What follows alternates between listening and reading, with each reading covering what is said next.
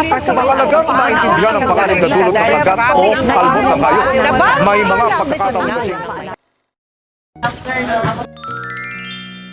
Ako si Rick Aaron and Padilla. Ako po si Juan Carlos. Ay magaling sa City of Bacoor na high school na may hingi po kami ng tires tungkol sa rabies. Ang rabies po ay isang sakit na pag hindi nalunas ng agad-agad ay maaring makamatay at makakuha ito sa mga hayop na hindi familiar at hindi kilalang mga hayop. Sa flyer namin yung mga tips to prevent rabies, animal rabies program. Yun lang.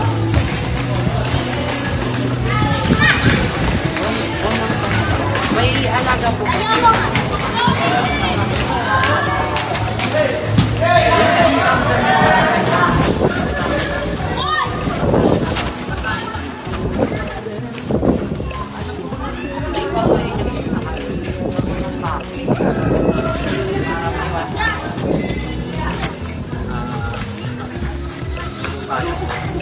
Alagaan sa inyo yung ayos nila. Huwag pagdala-dala para may iwasan yung pagkain.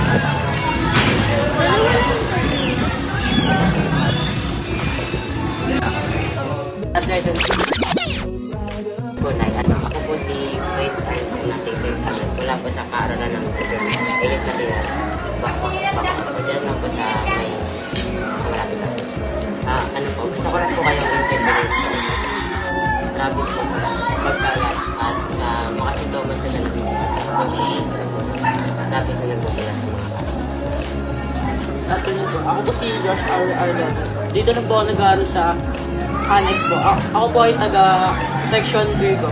Ito pong bibigay po namin flyers sa inyo. It's tungkol sa sa how to prevent rabies po. Ito po yung mga tips na para sa rabies po. 1. Do not bully stray animals. 2. Keep your pet vaccinated. 3. Wash your wound immediately with soap and water. 4. Get medical attention. Ayon po sa Center of Disease Control Prevention courtesy of the official website of the Bacoor Government Center na ang mga sintomas ng rabies ay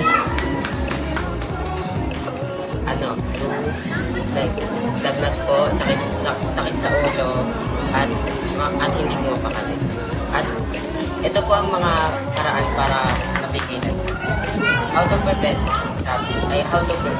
Prevent rabies involves vaccinating pets, avoiding contact with wildlife and stray animals, and immediately washing any bites or scratches with soap and water for convenience.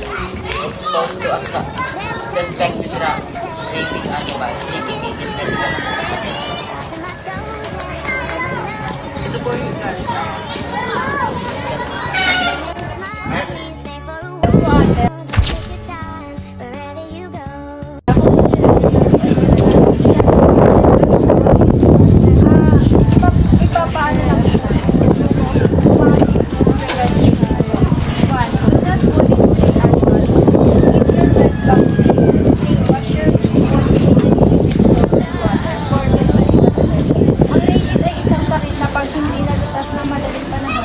Maaaring namatay ng walang nagagaling sa mga hayop na hindi familiar at mga hayop na hindi pa panalo ng anti-rabies. Ako po mula po sa akin.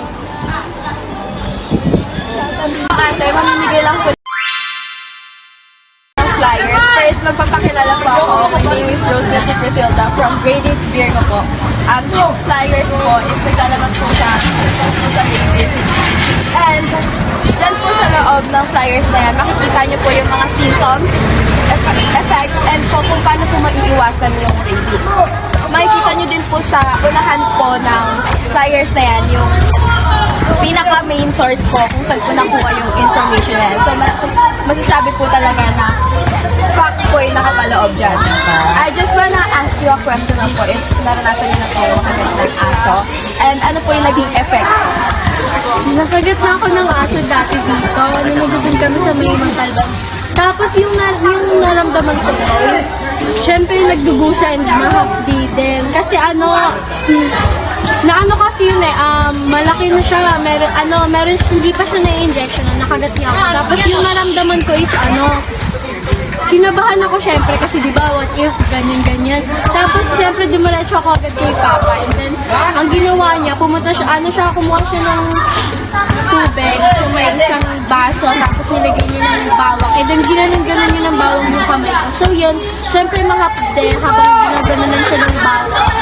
So yun lang, ang epekto lang niya is mahapdi siya kapag ginaganon siya ng bawang. And then hindi mo siya agad mararamdaman parang lang siya, normal lang siya na masakit, na magdudugo. Feeling ko matagal-tagal mo pa siya malalaman yung effect. Kasi yung akin, pagkatapos makagat, tumakbo ako agad kay Papa and then ginanon niya agad ng bawang. So yun, para maiwasan siya. Thank you po.